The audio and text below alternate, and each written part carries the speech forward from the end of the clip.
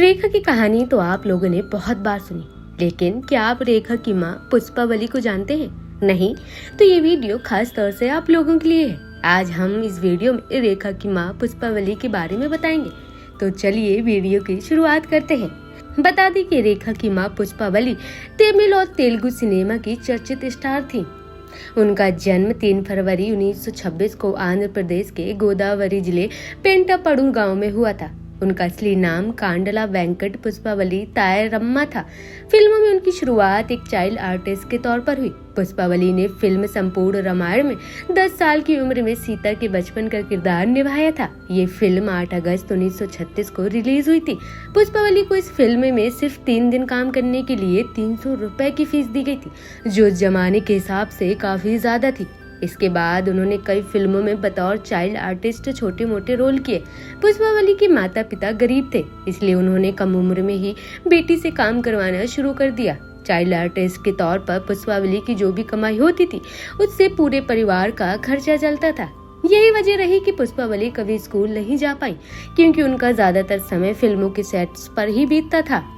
पुष्पावली का बचपन अभी बीता ही नहीं था कि 14 साल की उम्र में उनकी शादी कर दी गई। 1940 में उनकी शादी IV रंगचारी नाम के एक वकील से हुई। शादी के बावजूद पुष्पावली ने फिल्मों में काम करना बंद नहीं किया। 16 साल की उम्र में उन्होंने 1942 में आई तेलुगु फिल्म बाला नगम्मा से सपोर्टिंग रोल निभाने शुरू किए। पुष्पावली के पति और ससुराल वालों को उनकी फिल्मों में काम करने पर सख्त ऐतराज था। इसकी वजह से पुष्पावली और उनके पति रंगचारी के रिश्तों में दरार आने लगी। शादी के बाद पुष्पावली 2 बच्चों की मां बनी। 1946 में उनकी और रंगचारी की शादी टूट गई। दोनों अलग रहने लगे, लेकिन तलाक नहीं लिया। निजी जिंदगी की उथल पुथल का असर पुष्पावली ने अपने काम पर नहीं होने दिया। 1946 तक पुष्पावली छोटे मोटे रोल कर फिल्मों में स्ट्रगल करती रही। फिर उनकी किस्मत खुली 1947 में फिल्म मिस मालिनी के जरिए उन्होंने बतौर हीरोइन अपना डेब्यू किया। इस फिल्म में उनके हीरो जेमिनी गणेशन थे, जिनकी ये पहली फिल्म थी।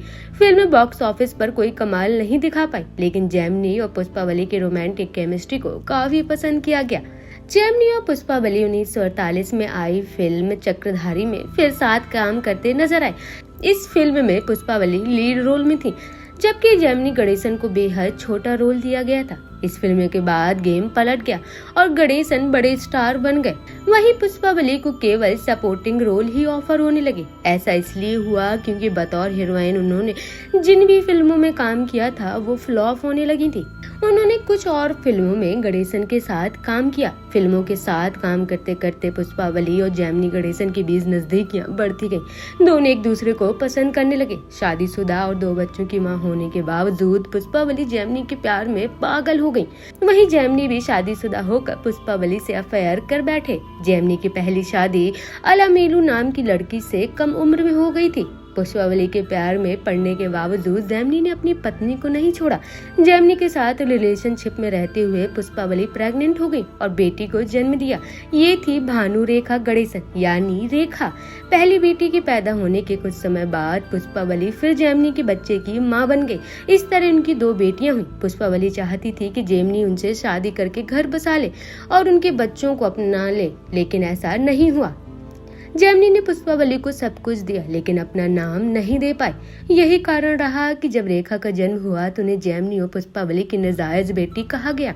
नतीजतन रेखा का बचपन पिता के प्यार के बिना गुजरा। रेखा की स्कूलिंग मद्रास के कॉन्वेंट स्कूल में हुई, वहीं जहां जेमिनी गणेशन और उनकी पहली पत्नी के बच्चे पढ़ते थे। जेमिनी रोज अपने बच्चों को लेने जाते, लेकिन वो रेखा को नजरअंदाज कर देते थे। इसी बीच जेमिनी का अफेयर को स्टार सावित्री के साथ शुरू हो गया। दोनों ने चुपचाप शादी कर ली। जेमिनी के इस तरह मुंह फेरने से पुष्पावली टूट गई। उन्होंने जेमिनी के साथ अपने सारे रिश्ते तोड़ दिए। परिवार की जिम्मेदारियां उन्हीं के कंधों पर आ गईं। पहली शादी से हुए 2 बच्चों और 2 बेटियों को अकेले पालना पुष्पावली के लिए मुश्किल होने लगा। पुष्पावली फिर फिल्मों में संघर्ष करने लगी। हालांकि उन्हें छोटे मोटे रोल के अलावा कुछ नहीं मिला, लेकिन उनके पास कोई और रास्ता नहीं था। पुष्पावली का ज्यादातर वक्त सेट पर ही बीतता, इसलिए वह बेटियों रेखा और राधा को अपनी माँ के पास देखरेख के लिए छोड़ देती थी। पुष्पावली की फिल्मों में डाउनफॉल का असर उनकी फैमिली लाइफ पर काफी पड़ा। दोनों बेटियों की परवरिश उनके लिए दिन ब दिन मुश्किल होती जा रही थी। जब पुष्पावली पाई पाई की मोहताज हो गयी तो ऐसे में उन्होंने अपनी बेटी रेखा को कम उम्र में ही फिल्मों में उतार दिया। मां के कहने पर 14 साल की उम्र में रेखा ने फिल्मों में काम करना शुरू कर दिया। हालांकि वो इस फील्ड में नहीं आना चाहती थी, लेकिन परिवार की मजबूरी उन्हें खींच लाई।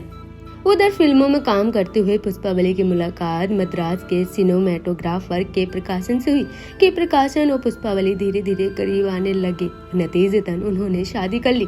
शादी के बाद पुष्पावली ने अपना नाम के पुष्पावली कर लिया।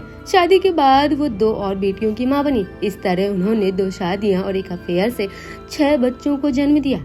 इनमें 2 बच्चे बाबाजी और रामा आई और वीरंगचारी और पुष्पावली के संतान थे। रेखा और राधा जैमिनी गणेशन और पुष्पावली की संतान थी, जबकि शेषु और धनलक्ष्मी को पुष्पावली ने के प्रकाशन से शादी के बाद जन्म दिया। पुष्पावली ने तमिल और तेलुगु फिल्मों के अलावा हिंदी की 3 फिल्मों में भी काम किया है। अपनी मां पुष्पावली की तारीफ करते हुए रेखा ने एक इंटरव्यू में कहा था कि मां मेरी मेंटर थी। उन्हें देखकर मुझे लगता था कि जैसे वो देवी हों। उन्होंने मुझे प्यार और सौम्य से जीवन जीना सिखाया। वो मुझसे हमेशा कहती थी कि तुम अपनी आंखों की चमक को खोने नहीं देना। रेखा ने इंटरव्यू में ये भी बताया था कि उनकी मां ने उन्हें जीवन जीने के क्या मंत्र दिए थे।